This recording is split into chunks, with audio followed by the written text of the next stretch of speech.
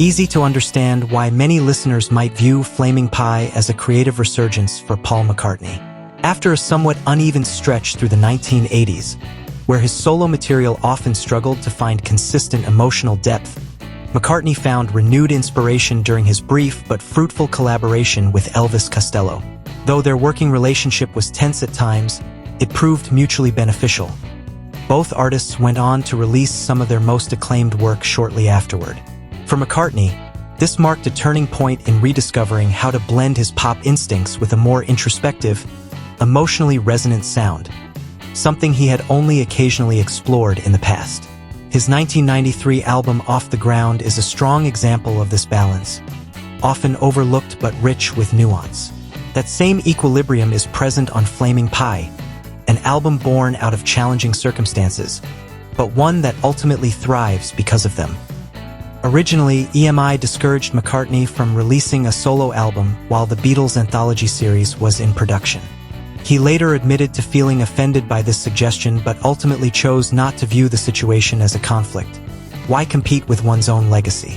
So he waited. The 2-year delay turned out to be worthwhile. Flaming Pie didn't just benefit from the timing, but from the creative environment shaped by the anthology project. McCartney reunited with longtime collaborators Jeff Lynne and Beatles producer George Martin, with Ringo Starr also co-writing the track Really Love You.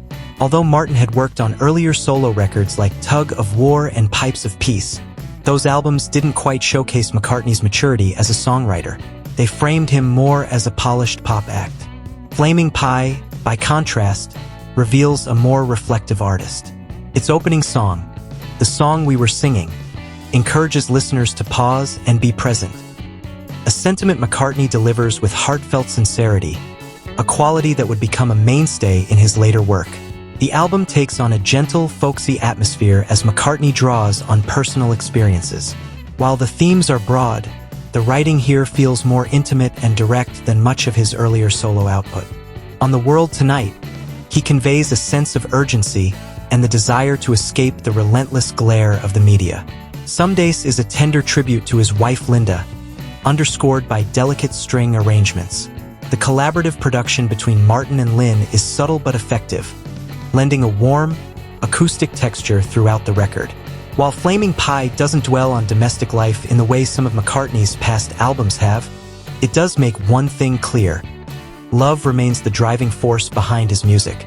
Songs like Young Boy reflect his ever-present search for optimism, while Calico Skies emerges as a standout, not just within the 1990s, but across McCartney's entire catalog, holding its own against earlier classics.